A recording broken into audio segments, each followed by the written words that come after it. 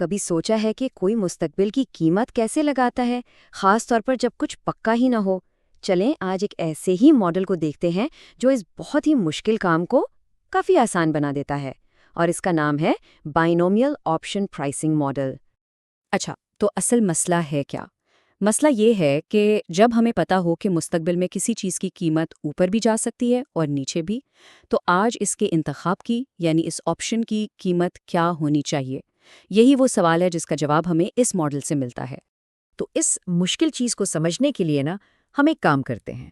ہم ایک ایسی دنیا فرض کر لیتے ہیں جہاں مستقبل بہت بہت سیدھا سادہ ہے، اور آپ دیکھیں گے کہ یہی سادگی اس ماڈل کی اصل طاقت ہے۔ اچھا، اس ماڈل کی سب سے پہلی اور بنیادی بات ہے وقت۔ یہاں وقت کو ایک بہتے دریا کی طرح نہیں دیکھا جاتا، بلکہ یوں سمجھیں کہ یہ ایک ٹرین ہے جس کے صرف 2 سٹاپ ہیں، ایک جہاں سے سفر شروع ہوتا ہے اور دوسرا جہاں سفر ختم ہو جاتا ہے، بس۔ تو ہماری اس سمپل سی دنیا میں وقت کی کہانی بس اتنی سی ہے۔ ایک ہے آج جسے ہم کہتے ہیں ٹائم 0، اور ایک ہے مستقبل جسے ہم ٹائم ٹی کہتے ہیں۔ اور سب سے اہم بات، ان دونوں کے بیچ میں کچھ بھی نہیں ہے، کوئی درمیانی راستہ نہیں ہے، سب کچھ یا تو ابھی ہو رہا ہے یا پھر بالکل آخر میں ہوگا۔ ٹھیک ہے، وقت کی بات تو سمجھ آ گئی۔ اب سوال یہ ہے کہ اس ایک پیریڈ میں یعنی شروع سے آخر تک اثاثے یا ایسٹ کی قیمت کا کیا بنے گا؟ یہیں پر اس ماڈل کی دوسری بڑی اسمپشن سامنے آتی ہے۔ دیکھیں، اس دنیا میں قیمت کے ساتھ صرف 2 ہی چیزیں ہو سکتی ہیں۔ آج جو بھی قیمت ہے وہ یا تو ایک خاص فیکٹر یو سے اوپر جائے گی یا پھر ایک خاص فیکٹر ڈی سے نیچے آئے گی۔ بس، یو مطلب اپ، قیمت بڑھے گی، ڈی مطلب ڈاؤن، قیمت گرے گی۔ بالکل سیدھی سی بات ہے۔ اور مزے کی بات یہ ہے کہ یہ دونوں رستے یعنی اوپر جانا اور نیچے آنا آپس میں جڑے ہوئے ہیں۔ جو ڈی فیکٹر ہے وہ ہمیشہ یو کا الٹ یعنی انورس ہوتا ہے۔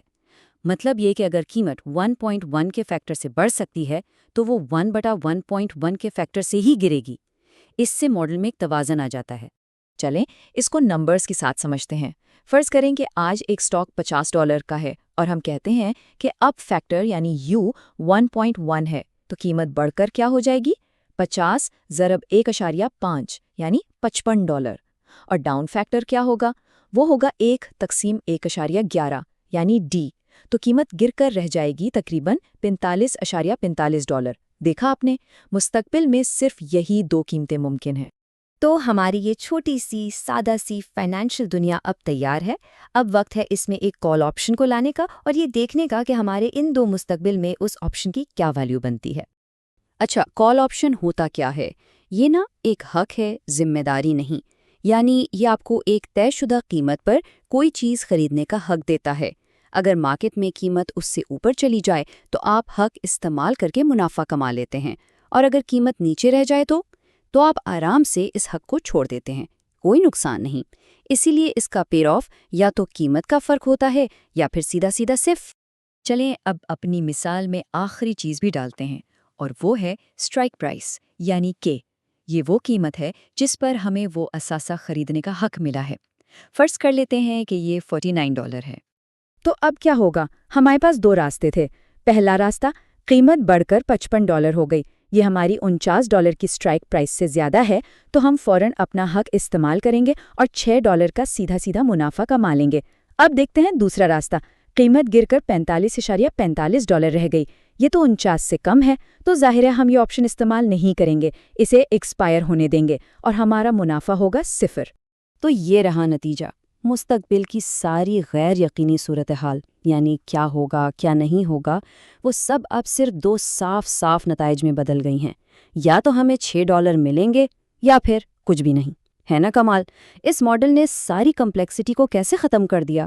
تو یہ ماڈل کافی پاورفل ہے نا؟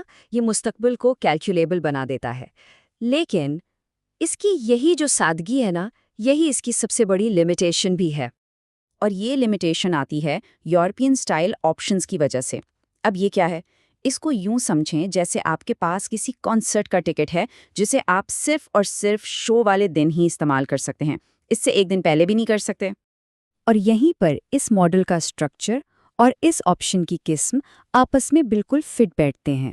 جیسا کہ سورس مٹیریل میں بھی لکھا ہے کہ چونکہ ایک مدتی بائنومیل آپشن پرائسنگ ماڈل صرف آغاز اور میعاد ختم ہونے کا ماڈل بناتا ہے، اس لیے جلد استعمال کا کوئی موقع نہیں ہے۔ بالکل سیدھی سی بات ہے، جب ماڈل میں درمیان کا کوئی تصور ہی نہیں ہے تو پھر وقت سے پہلے یعنی ارلی ایکسرسائز کا سوال ہی پیدا نہیں ہوتا، اور یہی وجہ ہے کہ یہ ماڈل خاص طور پر صرف یورپین سٹائل آپشنز کے لیے ہی بنایا گیا ہے۔ تو یہ ساری بات ہمیں ایک بہت بڑے اور دلچسپ سوال پر لا کر کھڑا کرتی ہے۔ اگر صرف 2 ٹائم پوائنٹ سے یعنی ایک شروع اور ایک آخر ہم اتنی کلیئرٹی حاصل کر سکتے ہیں تو سوچیں کیا ہوگا اگر ہم ان دونوں کے بیچ میں اور بہت سے چھوٹے چھوٹے ٹائم پیریڈز ڈال دیں، مہینے، دن، گھنٹے۔ تب یہ ماڈل ہمیں حقیقی دنیا کے بارے میں کیا کچھ بتا سکتا ہے؟ یہی وہ سوال ہے جس پر آج کی پوری جدید فائنانس کھڑی ہے۔